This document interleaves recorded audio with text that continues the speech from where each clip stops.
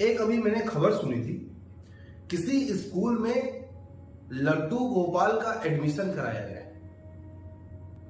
भगवान के छोटे स्वरूप लड्डू गोपाल जब बाल भगवान थे तो उनका जो स्वरूप है उसको लोगों ने बाल गोपाल का नाम दिया। उन्हीं बाल गोपाल का एडमिशन किसी स्कूल में कराया और आस्था की पराकाष्ठा यह है कि किसी ने सोच लिया कि इनका एडमिशन हम कराएंगे, हम बालक की तरह मानेंगे।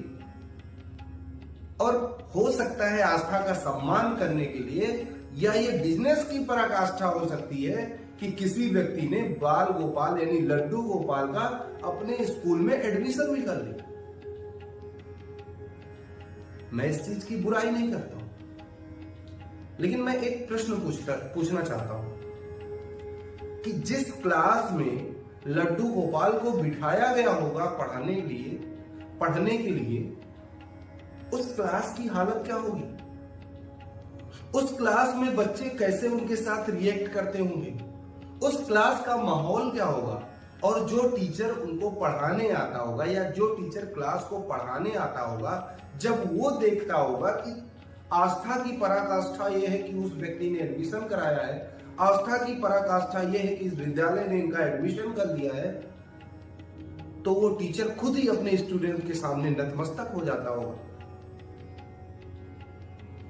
एक टीचर कैसे ये कल्पना कर सकता है कि वो जिसको लोग भगवान मान रहे हैं, जो लोगों का भगवान है, जिसने दुनिया बनाई है, उसको वो पढ़ाए?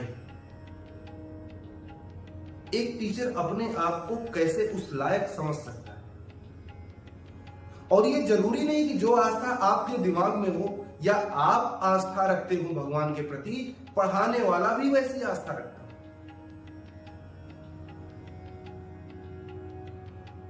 और यह भी नहीं हो सकता कि उसकी योग्यता इतनी हो कि वो भगवान को अपना या बाल गोपाल को या लड्डू गोपाल को अपना स्टूडेंट मान ले और उसी तरीके से पढ़ाए। तो इसका आंसर क्या है? ये होना चाहिए, ये नहीं होना चाहिए? स्कूल्स में इनका एडमिशन इस तरीके से लेना चाहिए, नहीं लेना चाहिए? या किसी को स्कूल में इस तरह से एडमिशन कराना चाहिए, नहीं कराना चाहिए? मैं इस मुद्दे पर बिल्कुल नहीं बोलना चाहता।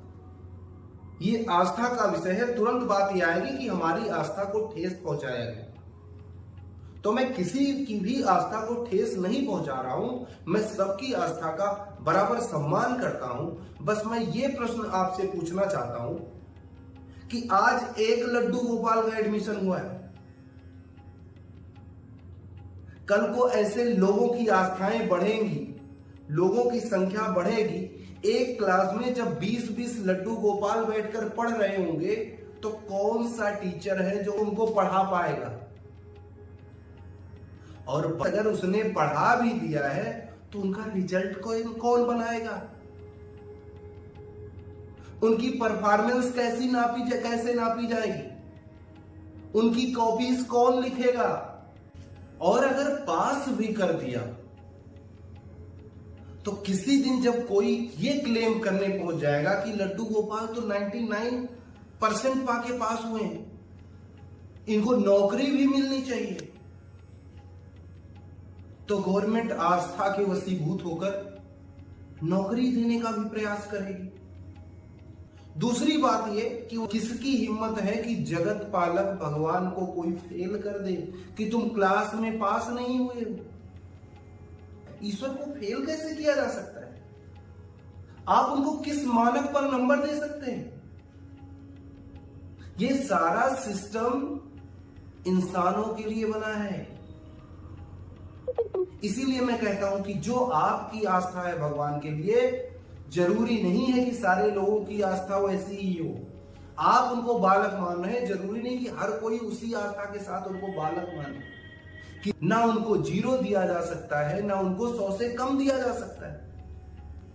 और अगर परफॉर्मेंस को बेस मानकर आप नंबर देना चाहेंगे तो परफॉर्मेंस तो कोई होगी नहीं, कॉपी तो कोई लिखेगा नहीं, प्रैक्टिकल तो कोई देगा नहीं।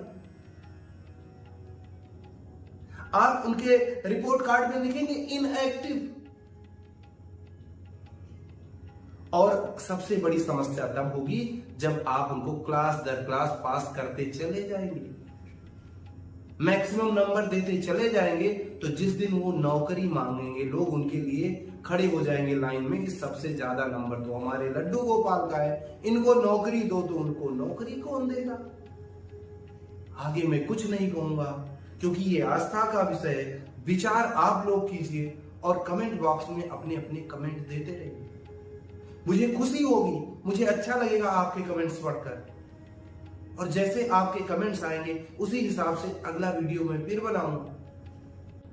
ये बेहद ही सोचनीय बात है। हमारे समाज के, हमारे सोसाइटी के लोगों को विचार करने के लिए काफी है। समस्या तो नहीं कह सकते इसको,